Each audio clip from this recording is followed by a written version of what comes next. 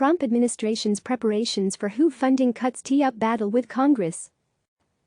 The Trump administration is working behind the scenes to abandon a commitment of millions of dollars in funding for the World Health Organization, despite President Donald Trump's announcement on Tuesday that his administration was pausing funding while reviewing the group's handling of the coronavirus pandemic. CNN has learned the move to completely slash the current allocated funding and prevent additional funds from being sent to the organization will set up a fight with Congress, as the country is already struggling to handle the coronavirus pandemic.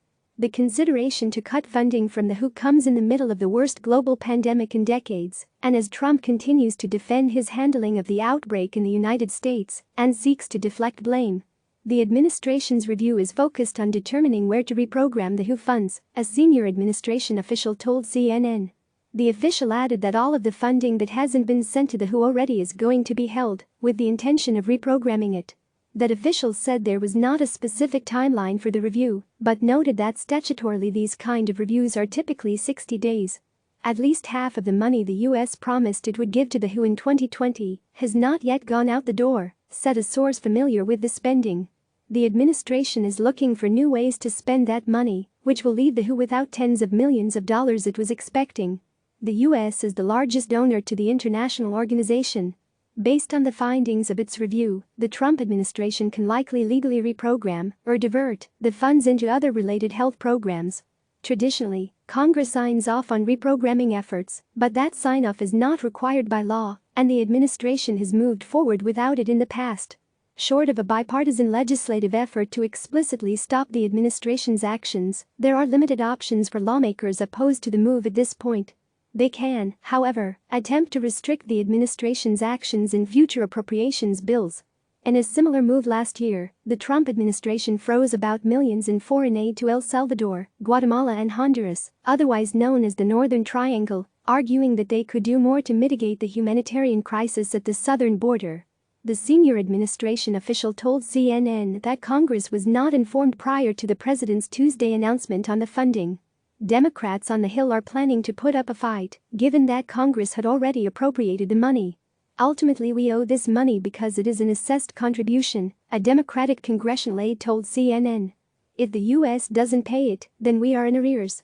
China, for one, will take advantage of that.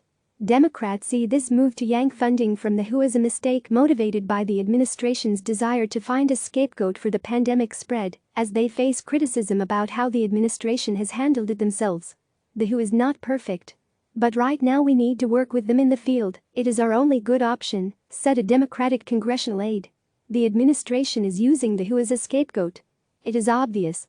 Democratic Senator Patrick Leahy, the vice chairman of the Senate Appropriations Committee, noted that withholding funds for WHO in the midst of the worst pandemic in a century makes as much sense as cutting off ammunition to an ally as the enemy closes in.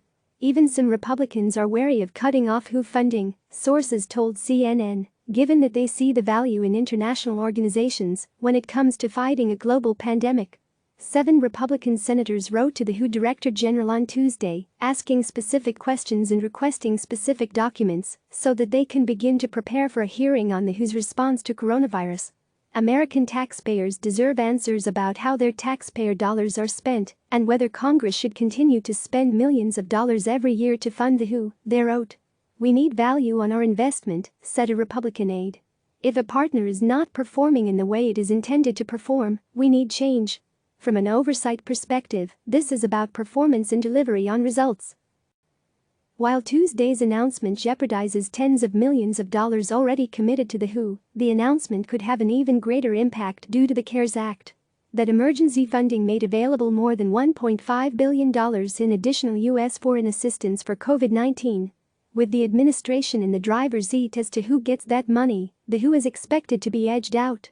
The Trump administration will be leaning heavily on USAID, an arm of the government whose funding this administration has tried to cut repeatedly over the last 3 years, as it seeks to determine where this money goes, sources familiar with the effort told CNN. At this point, however, a small portion of that new chunk of money has already been promised to the WHO for their efforts to combat coronavirus in Syria and Yemen, a congressional source told CNN. The administration could move to renege on those commitments if the money has not gone out the door. The president has criticized the WHO, a United Nations agency, for having a China-centric stance and for not supporting his travel restrictions on China in January.